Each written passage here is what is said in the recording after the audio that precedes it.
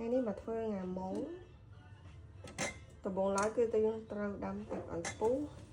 យើងស្រោះវា3ទៅ5នាទីបន្ទាប់មកយើងស្រង់វាមកទុកចាំមកបងប្អូន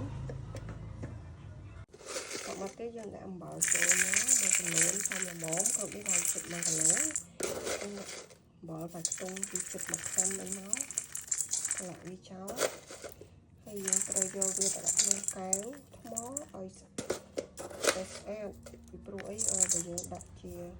ហើយចូលអត់ពីចេញក្លិនចូលហើយស្អាតទៅអត់ល្អខ្ញុំបាត់មកមកគឺខ្ញុំដាក់ទៅក្នុងកែវហើយអត់បែបយើងដាក់ចូលកែវបងប្អូន